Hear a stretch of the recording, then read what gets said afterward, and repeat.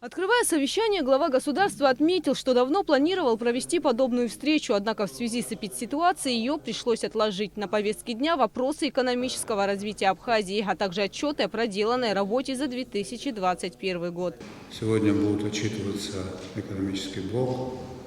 Послушаем с тем, чтобы иметь суждение о тех вопросах, которые удалось решить, о тех проблемах, которые не решены, и для того, чтобы найти пути выхода для решения назначенных проблем. Первым о проделанной работе отчитался председатель пенсионного фонда Денис Гулария. В 2021 году структура доходов фонда была утверждена в сумме 1 миллиарда 253 миллионов рублей. Из них было исполнено 1 миллиард 211 миллионов рублей, что составляет более 96%. Общее количество пенсионеров в республике на данный момент составляет 48 721 человек. Расходная часть бюджета фонда. Исполнение расходов бюджета фонда за 2021 год составил 1 миллиард 215 миллионов рублей или 95,3% утвержденным показателям. Остаток непрофинансированных пенсий, которые перешедшие с 2020 года на 2021 год, в тот период составлял 94 миллиона рублей. А если сравнивать суммы, которые перешли в 2022 год, то это 47 миллионов рублей по всей республике. Все военные категории в прошлом году были профинансированы в декабре, в том числе и Творчалский район. В 2021 году было начислено вообще по всем видам пенсий и доплат в общей сложности 1 миллиард 155 миллионов рублей. А перечислено 1 миллиард 200 миллионов рублей. По итогам 2021 года у нас остались обязательства невыполненные перед пенсионерами. По итогам 2021 года обязательства остались на общую сумму 47 миллионов рублей, но они были мы уже их полностью погасили в январе прошлого месяца. На сегодняшний день мы погасили полностью, профинансировали за январь месяц 2022 года. Сегодня мы отправили по городу Сухуму, мы начинаем в первоочередном порядке категории, связанные с войной. Самая большая сумма по городу Сухуму мы за февраль отправили сегодня. Люди уже получат в понедельник.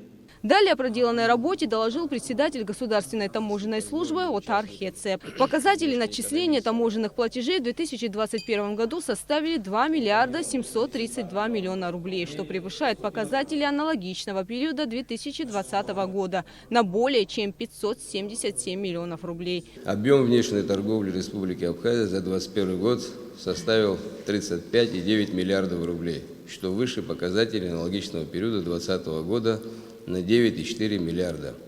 Из них товарооборот по импорту вырос на 52% по сравнению с аналогичным периодом 2020 года и составил 29,9 миллиардов рублей.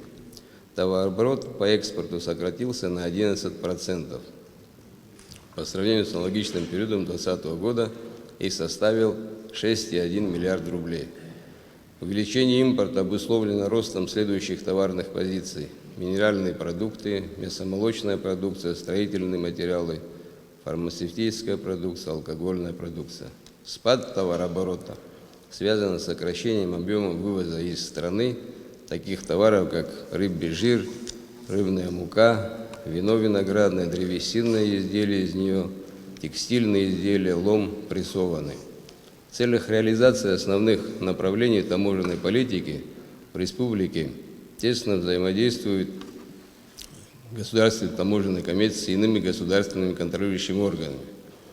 По итогам данной встречи представители Торгово-промышленной палаты Республики Абхазия выразили свою готовность на выдачу генерального сертификата на весь объем экспортируемой продукции. Аналогичное согласие на выдачу сертификата соответствия качества выразили и представители госстандарта. Достигнутые договоренности позволили участникам внешнеэкономической деятельности максимально сократить время и процедуру прохождения таможенных формальностей. О деятельности банковской системы за 2021 год рассказал Беслан Барателли. Трансграничный оборот денежных средств, осуществленных через банк, составил более 97 миллиардов рублей. Приток денежных средств в Абхазию в прошлом году через банковскую систему составил 51,5 миллиардов рублей.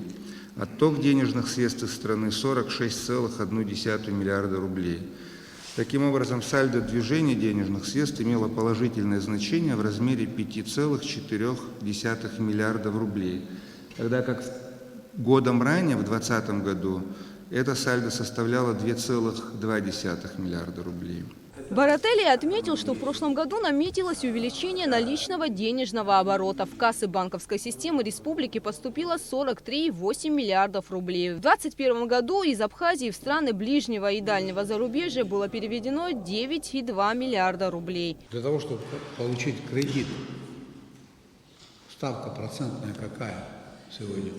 Тут есть два подхода. Ставка процента – это рыночный механизм. К сожалению, искусственно на нее повлиять нельзя в том плане, что ставка процента отражает равновесие спроса и предложения на денежном рынке. Это и в теории, и в практике тоже так. Единственное, что может делать государство, когда директивно отходя от рыночной ставки процента, вводит какие-то спецпрограммы, которые ориентированы только на определенную категорию людей. Если, например, сегодня искусственно, зная, что у нас ставка процента выше 20, там коммерческий банк искусственно опустит ставку, это приведет к тому, что вклады перестанут появляться в банках, то есть люди перестанут приносить деньги. Ресурсная база очень сильно оскуднеет, кредитный потенциал уменьшится. Объемы кредитов, которые банк сможет предоставить, резко уменьшатся, а желающих получить кредиты по низким ставкам станет еще больше. И встанет вопрос перед банком, кому из огромного количества людей банк должен выдать кредит по низким ставкам. То есть это сегодня можно сделать только если осознанно отсечь от дешевых кредитов всех желающих, а сформировать программы целевые. С учетом сложностей, которые были, и тех показателей, которые сегодня показывает банковская система, можно говорить о какой-то положительной динамике. Это понятно, это очевидно. Но в любом случае 25%, 20% эти кредиты не могут работать на развитие экономики. Это инструмент, который работает на экономику, на граждан. И инструмент работает не так, как хотелось бы, в силу объективных причин. И аргумент о том, что приоритет сохранить банковскую систему в ущерб интересу населения, для меня как бы сомнительная история. Люди хотят иметь дешевые деньги. Только дешевые деньги могут обеспечить рост экономики. Иначе сложно. Тут надо будет находить механизмы и подходы.